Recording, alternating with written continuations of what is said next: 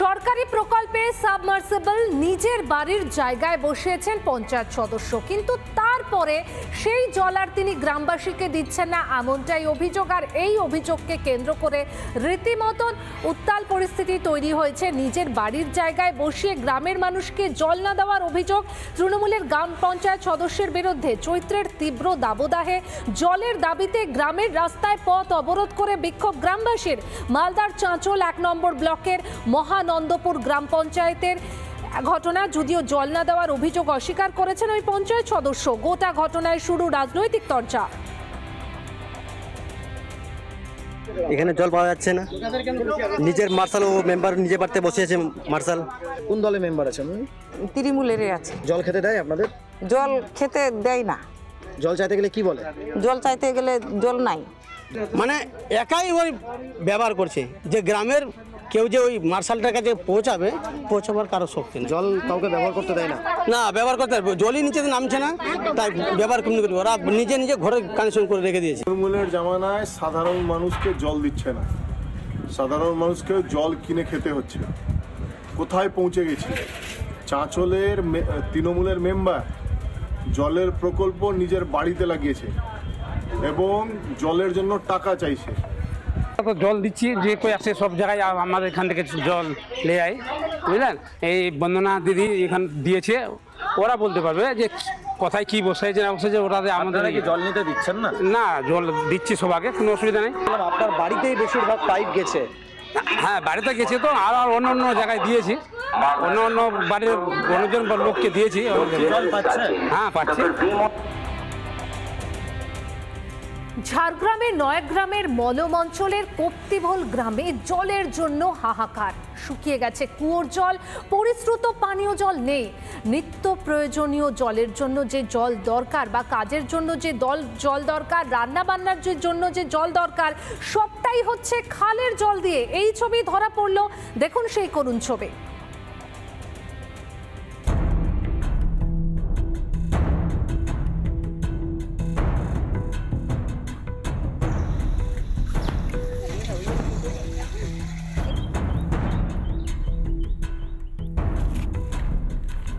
স্বাধীনতার ৭৭ বছর পরেও আজও বঞ্চনার ছবি নয়াগ্রাম ব্লকের মলম অঞ্চলের আদিবাসী অধ্যুষিত কপ্তিভোল গ্রামে। এলাকায় এখনো পর্যন্ত পৌঁছয়নি পরিশ্রুত পানীয় জল, ফলে গরমের মধ্যেই তীব্র জল সংকট দেখা দিয়েছে এলাকায়।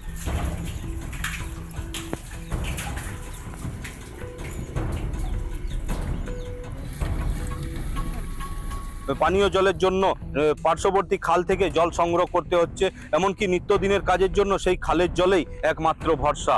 এলাকায় যে কল রয়েছে সেই কলে জল পড়ে না, এমনকি এলাকায় যে কুয়ো রয়েছে তারও জল ঠেকেছে তলানিতে। ফলে দিনের পর দিন তীব্র জল সংকটে ভুগছেন এলাকার বাসিন্দারা জলের দাবিতে বারংবার প্রশাসনের দ্বারস্থ হয়েছেন, কিন্তু তারপরেও কোনো রকম ব্যবস্থা গ্রহণ করা হয়নি।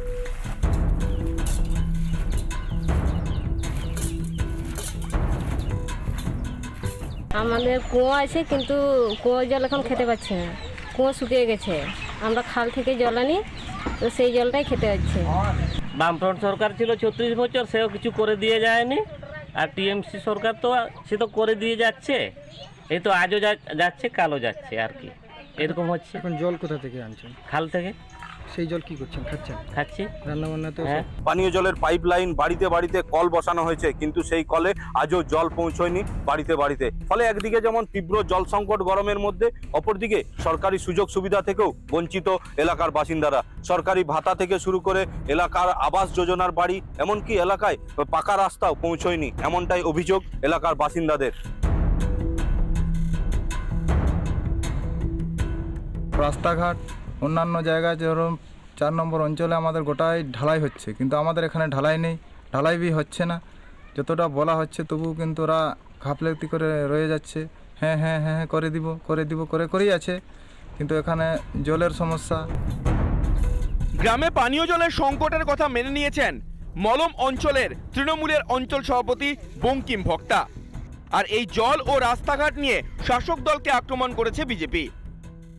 এটা নির্লজ্জতার ভূমিকা পালন করছে। যখনই বলা হয় তখনই কিন্তু তারা কাজটা করেন যে হ্যাঁ হয়ে যাবে, কিন্তু আবার পরবর্তীকালে সেটা দেখা যায়নি এবং সেখানকার মানুষকে দুর্ভোগের মধ্যে জীবনযাপন করতে হচ্ছে। সাবমার্শাল যথেষ্ট আছে, কিন্তু জলের অভাব। কুয়া আছে অবশ্য, পাড়া গ্রামে আমাদের কুয়া আছে, না বলছি না, তো সাবমার্শাল আছে, তবে সাফিসিয়েন্ট নয়।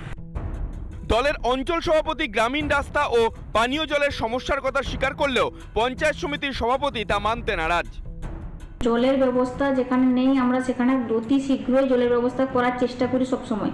তো আমরা যতদূর থেকে খবর নিয়েছি যে ওখানে জলের ব্যবস্থা আছে এবং সাবমার্সিবল করা আছে, ওই সাবমার্সিবলে ওরা জল খায়। তো কেন এটা বলেছে তা আমরা খতিয়ে দেখব। চৈত্রেই এই হাল, বৈশাখ জ্যৈষ্ঠে কি হবে ভেবেই দুশ্চিন্তায় গ্রামবাসীরা। ভোট আসে, ভোট যায়, এলাকায় জনপ্রতিনিধিরা পৌঁছায়, বিভিন্ন রাজনৈতিক দলের প্রতিনিধিরা পৌঁছায়, মেলে প্রতিশ্রুতি, আশ্বাস, কিন্তু তারপরও এলাকায় উন্নয়নের ছিটেফোঁটা আজ পর্যন্ত পৌঁছায়নি। ঝাড়গ্রাম থেকে রবীন্দ্রনাথ মাইতি, রিপাবলিক বাংলা। সজলধারা প্রকল্পে জল যাওয়ার কথা বাড়ি বাড়ি, কিন্তু সেই জল চলে যাচ্ছে তৃণমূল পঞ্চায়েত সদস্যের চাষের জমিতে। আর এমনটাই অভিযোগ উঠছে সেখানে। যদিও সমস্ত অভিযোগ অস্বীকার করেছেন তৃণমূলের পঞ্চায়েত সদস্য, তার দাবি যে মিথ্যে বদনাম করার প্রচেষ্টা চালানো হচ্ছে। আর যদিও জল চুরির ছবি ভাইরাল। এই পাম্প হাউসের দায়িত্বে যিনি আছেন তৃণমূল নেতা অভিজিৎ বাগদি, তার জমিতে, এবং স্বভাবতই, এবং তার বউ হচ্ছে পঞ্চায়েত সদস্য বনকাটি পঞ্চায়েতে। স্বভাবতই এই ঘটনাকে ঘিরে একটা রাজনৈতিক চাপানুতোর যেমন শুরু হয়েছে।